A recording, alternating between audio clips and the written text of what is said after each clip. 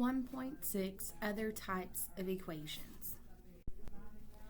We're going to be looking at solving polynomial equations.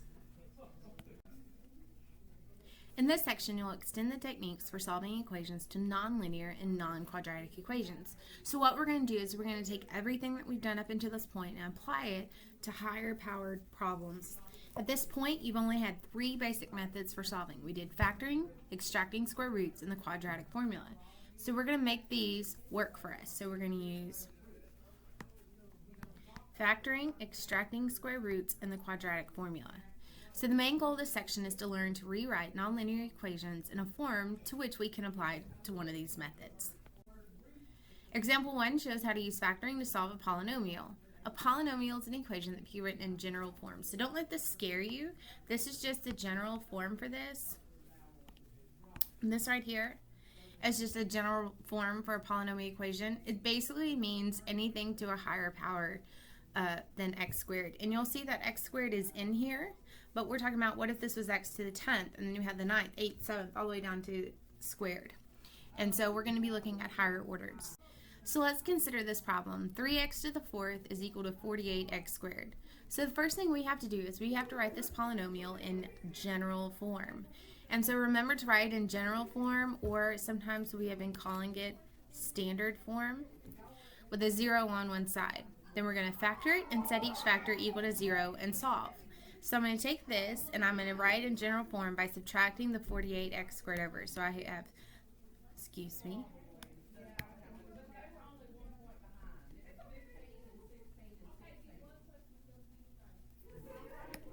So I'm going to have 3x to the 4th minus 48x squared equal to 0.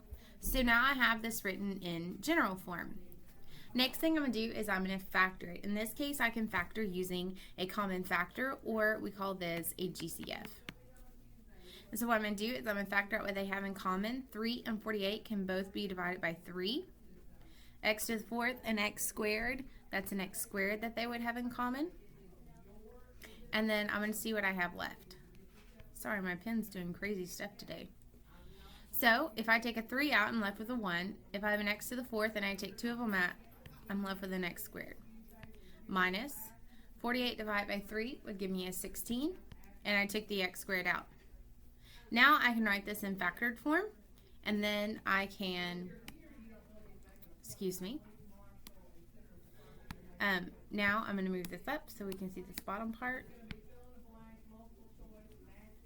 And so now I can set the 3x squared equal to 0 and this x squared minus 16. Now you can see that 3x squared equals 0 just gives me 0, because when you divide it by 3 it gives you 0, and when you square root it, it still gives you 0. So if you take x squared minus 16, you can solve that by looking at it and going, okay, well, if I move the 16 over, that gives me x squared equal to 16. Square root both sides, and that gives you to be x plus or minus 4. Also, another way that they worked it, how they got these two factors, is they took x squared equal to 16 and they did the difference of two squares, which gives you x plus 4 and x minus 4. And so again, you arrive at the same solutions of negative 4 and positive 4. You can check these solutions by substituting the original equation, so you can see that 0 works, negative 4 works, and 4 works. Notice in my original problem, I had it to the 4th power. That means at most I could have 4 solutions. You can see in this case I only ended up with 3. The reason we only ended up with 3 is because when you square rooted the 0, you didn't get 2 answers. But it's just kind of a side note to see how many possible answers you could get. So this is a way that we can use factoring in order to solve, in this case, a 4th degree polynomial. Let's look at this one. Now in this one actually comes out of your textbook, number 13 out of the textbook, and this one you go to look at it and you say, okay, could I factor using a GCF like we did in the previous problem? No, I can't do that because the back 3 are divisible by 3, but the front 3 are divisible by x. They all 4 don't have something in common. But a lot of times when you have 4, it normally cues you off to use factor by grouping. And factor by grouping means you're going to group the front 2 and you're going to group the back 2. Then you're going to look at those individually and you're going to say, okay, what do the front 2 have in common? Well, the front 2 have an x squared in common. And so then when you factor out that x squared, that leaves you with x minus 3. The back two have a 3 in common, so I'm going to say plus. The back two have a 3 in common, and I'm going to say x minus 3. So then, what do the two groupings have in common? They have this x minus 3 in common. So then I can pull x minus 3 out front, and I'm left with x squared plus 3 equal to 0. Sorry for the bad handwriting there. Then, when you solve this out, you say, okay, x minus 3 equals 0, so that gives me x to be positive 3. And then x squared plus 3 equal to 0, that gives me x squared equal to 3. And if I square root it, I get negative 3. That gives me x equal to positive and negative square root of 3 I. Because remember in the previous section we learned all about imaginary numbers, so now when we get a negative square root, we're okay to handle that because we know how to work with square roots of negative numbers. Now I'm just going to leave it as the square root of negative 3. I'm just going to leave it as the square root of 3 and put an I on it. Be careful when you're typing into WebAssign because you want to make sure the I is outside the square root. So it'll either ask you to type them all in. There's not a plus or minus in WebAssign, so you will have to type 3, comma, negative square root, arrow out to put your I, and positive square root of 3, I. So that would be my 3 answers for this one. So in this case, I use factor by grouping, and also remember it must be in standard form equal to 0 before you begin. Now occasionally mathematical models involve equations that are of quadratic type. They look like a quadratic. In general, an equation is of quadratic type if it can be written in the form AU squared plus BU plus C, meaning, look, it looks like a quadratic. But this time we're going to let U be an algebraic expression.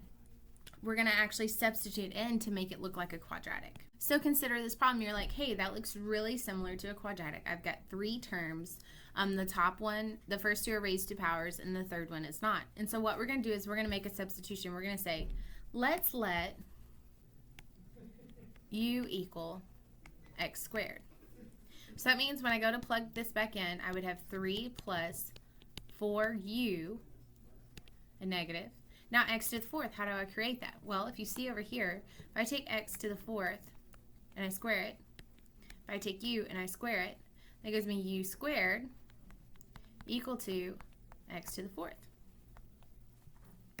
So that gives me u squared as the front part. Now this really does look like a quadratic, so I could factor it or quadratic formula it. I'm going to go ahead and factor it. That gives me u in the front. Signs are going to be the same, so they're both going to be negative. What will multiply to give me 3 and add to give me negative 4 is going to be 1 and 3. So I'm going to say u minus 1 equals 0, and so u would be 1. And u minus 3 is equal to 0, and so then u would be equal to 3. I'm sorry about my pen. It's really being sensitive today. And so I get the answer of 1 and 3, but they asked me to solve for x, not for u, so I need to take this further and say, okay, well, x squared, sub back in for u, is equal to 1, and x squared is equal to 3. Square root both sides. That gives me x equal to positive and negative 1, because the square root of 1 is just 1, and x equal to positive and negative square root of 3. And so you can see I had a 4th degree polynomial, and I ended up with 4 solutions in this problem. Next thing we're going to look at is solving equations that are involving radicals. Equations that involve radicals have operations such as squaring on each side of the equation, raising each side of the equation to a rational power, and multiplying each side of the equation by a variable quantity. All can introduce extraneous solutions. So when you use any of these operations, you have to check your answers to make sure both answers you get are correct, or you may just need to use one of them. So consider this problem. Square root of 2x plus 7 minus x equal to 2. So what we're going to do first is we're going to isolate the radical. So that means get that square root thing by itself. When I say radical, I'm just referring to square root.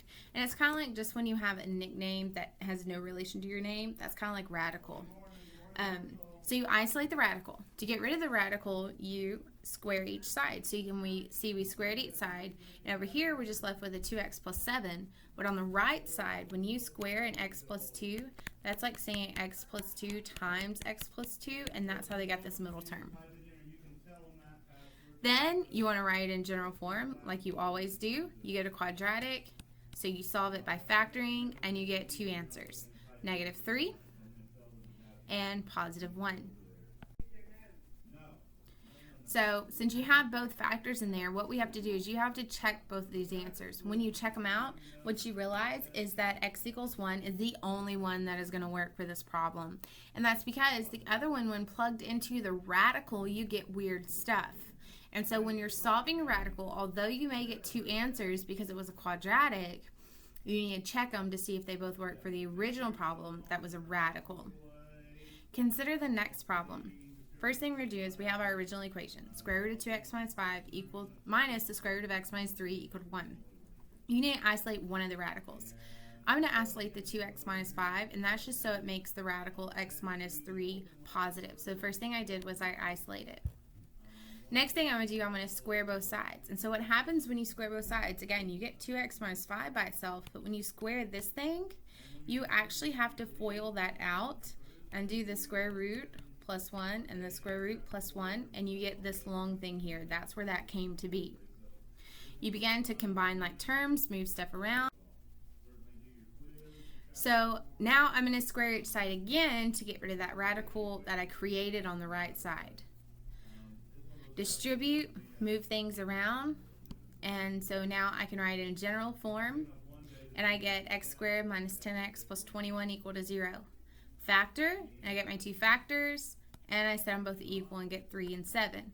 Now the solution is 3 and 7, and you have to check these in the original.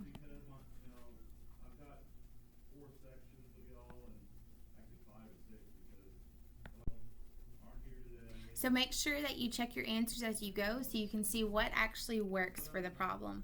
So just so you can kind of see this and move this up, we can see that check these in the original, and 3 and 7 will both work. So when you're working with radicals, make sure you isolate them as you go and you're able to solve for them. If you need any help with 1.6, which I feel is kind of one of the harder sections just because it accumulates and put everything together, then feel free to contact me and let me know.